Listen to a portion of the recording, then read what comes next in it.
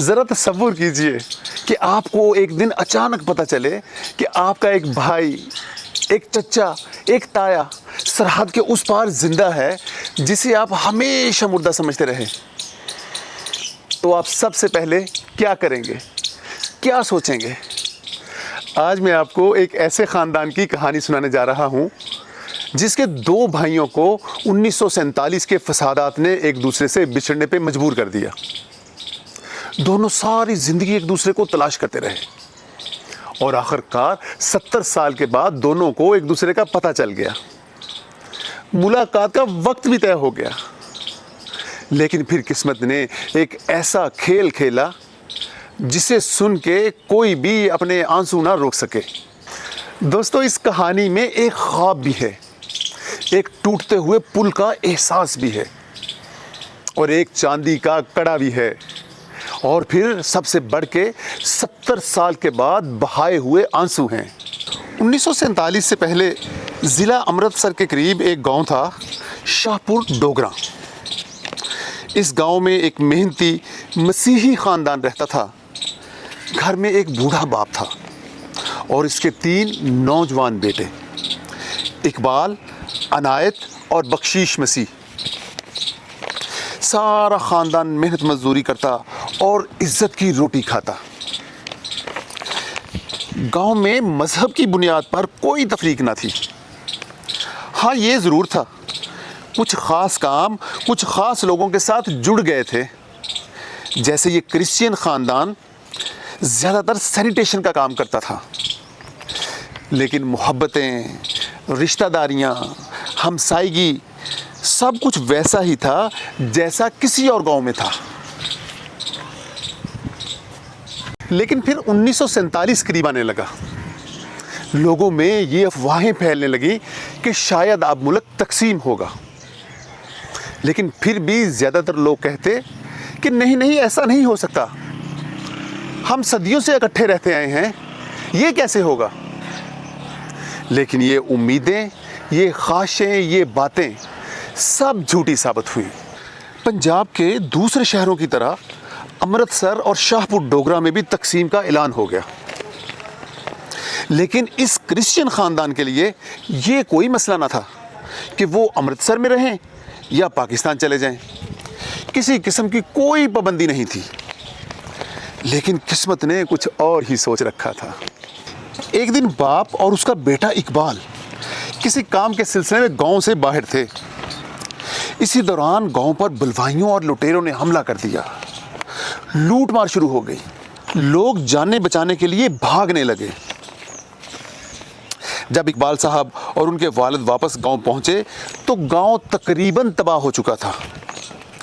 घर के सारे अफराद कहीं भाग गए थे। उन्हें बताया गया कि तुम्हारी फैमिली किसी काफिले के साथ पाकिस्तान चली गई है, लिहाजा तुम लोग भी पाकिस्तान चले जाओ। और यहीं से शुरू होती है 70 साल की जुदाई की कहानी। बाप और बेटा एक काफिले के साथ पाकिस्तान पहुंच गए और बाकी सारा ख़ानदान बदकिस्मती से पाकिस्तान ना पहुंच सका। जब बलवाइयों ने गांव के ऊपर हमला किया, घर के बाकी अफराद किसी करीबी जगह पे जाके छुप गए और जब हालात नॉर्मल हो गए तो वापस अपने घरों को लौट आए। अब एक बाप और बेटा पाकिस्तान में और बाकी सारा ख़ानदान हिंदुस्तान में।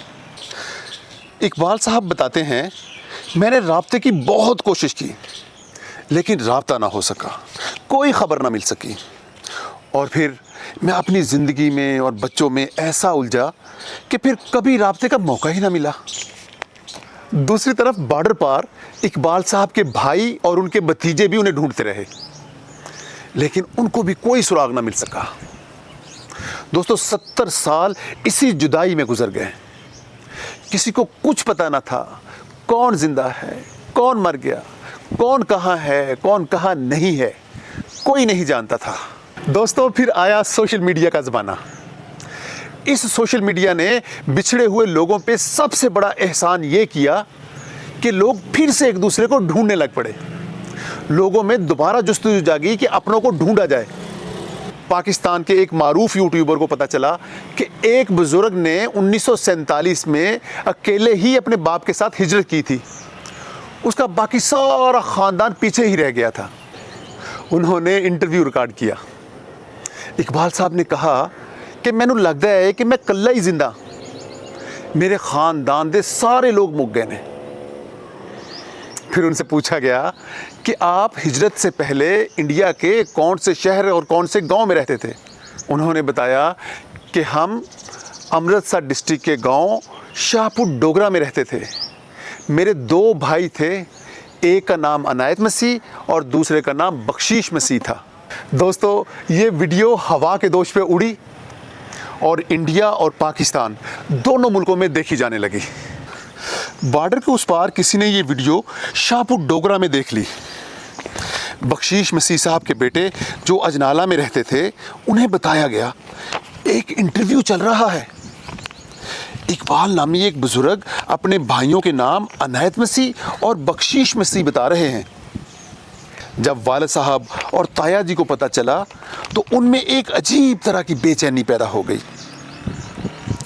वालिद साहब कहने लगे, मैं अपने भाई से मिलना चाहता हूँ। सोनू जो इकबाल साहब के भतीजे थे, वो कहते हैं हमने बड़ी जद्दोजहद के बाद चाचा जी का फ़ोन नंबर उनके किसी जानने वाले से ले लिया और इस तरह 70 साल बाद हमारे वालिद साहब की चचा जान से बात हुई। दोस्तों, ज़रा सोचें, 70 साल बाद 2 भाइयों की आवाज़ एक दूसरे के कानों तक पहुंची। फ़ोन की घंटी बजी, फ़ोन उठाया गया। बख्शीश साहब ने अपनी कांपती हुई आवाज़ में पूछा, हेलो, कौन बोल रहे हैं? मैं बख्शीश बोल रहे हैं हिंदुस्तान तो। दूसरी तरफ से इकबाल साहब की आवाज़ सुनाई दी, बख्शीश मेरा वड्डा भरा? ओ मैं इकबाल, हाँ इकबाल। बख्शीश साहब कहते हैं, खुदावन तेरा शुक्र है, तू मेरे भाई नू सलामती नाल रखे। इकबाल, केड़ी जगह है जिथे मैं तेनू नहीं लभ्या? जवाब में इकबाल साहब कहते हैं कि मेरे बड़े भरा, मैं भी तेनू हर जगह लभदा रहा। 70 साल लोगों को तेरे बारे च पुछदा रहा, पर किसी ने कुछ नहीं दसिया। बख्शीश साहब कहते हैं, इकबाल फिक्र ना कर, मैं तेरे कोल आवांगा। खुदाबंद ने चाहया तो मैं तेनू अपने गल नाल लावांगा, बड़ी जल्दी मेले होंगे। फिर बख्शीश मसीह ने वो खबर सुनाई जिसका इकबाल साहब को 70 बरसों से इंतज़ार था।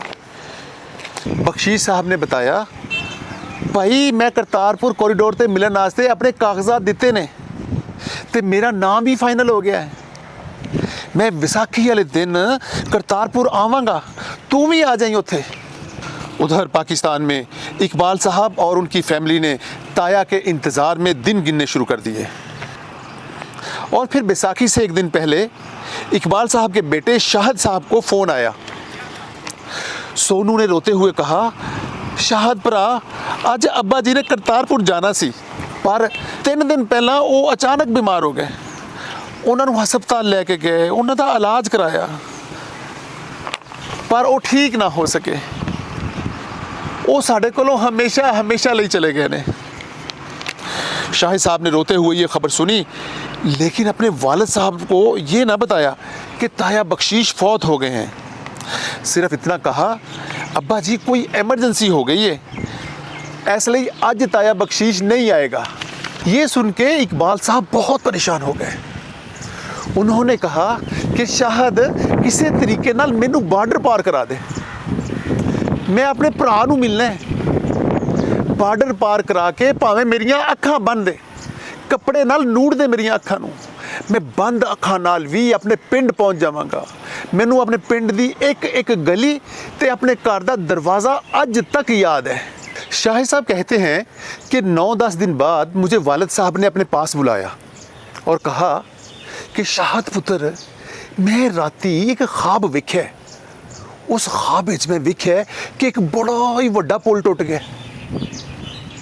मैनू समझ नहीं आई कि मैं की वेख्या। शाहिद साहब कहते हैं कि मैंने जब वालिद साहब के ये अल्फाज सुने तो मेरे ज़ब्त के सारे बंधन टूट गए। मैंने वालिद साहब से कहा कि अब्बा जी तुहाडा वड्डा भरा बख्शीश फौत हो गया। ਤੁਹਾਡਾ ਉਹ ਪੁਲ ਟੁੱਟ ਗਿਆ ਹੈ। बख्शीश ताया जी विसाखी वाले दिन ऐसे वास्ते नहीं सन आए। इकबाल साहब ने जब ये सुना तो वो ज़ारो कतार रोते रहे और कहते रहे कि शाहद मेरा भरा ही मेरा वड्डा पुल सी, मैं उहदे उत्ते चल के ही अपने तक अपड़ना सी ते अज मेरा वो पुल ही टुट गया। शाह साहब कहते हैं कि वाले साहब ने जब भाई की वफ़ात का सुना तो वो मुसलसल रोते रहे और ठीक 9 दिन के बाद इसी गम में अपने खालिक हकीकी से जा मिले। शाह साहब कहते हैं कि वाले साहब ने फौत होने से पहले मुझे कहा कि पुत्र वेख मैं तो अपने भरा नूं नहीं मिल सकिया, पर तेरे कोल मौका है, तेरी ये जिम्मेदारी है, तू दूआं खानदानां नूं आपस विच मिलाना है ताकि दूआं नूं पता लग सके कि कौन कीदा की लगदा है। और दोस्तों 3 साल बाद जो होने वाला था उसने सबको रुला दिया। अनथक कोशिशों के बाद 3 साल बाद ख़ानदान के बाकी अफराद सोनू अजनाला, अमानुएल, जॉर्ज और दूसरे लोग करतारपुर कॉरिडोर पहुँचे। जब दोनों ख़ानदान आमने सामने आए, शाहद साहब अपने तायाजाद भाइयों से गले मिलके ज़ारो कतार रोते रहे। उन्होंने कहा कि जिन्होंने हमें मिलाने के लिए सारी ज़िंदगी कोशिश की, आज वो दोनों ही हम में नहीं हैं।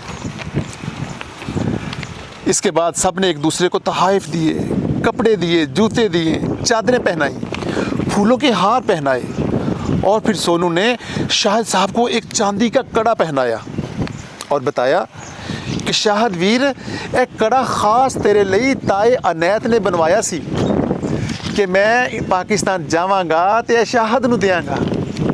शाहद इस कड़े दे उत्ते ताए ने तेरा नाम भी छदवाया सी। शाहिद साहब इस कड़े को आंसू भरी आंखों के साथ चूमते रहे और अपने ताया के लमस को महसूस करते रहे।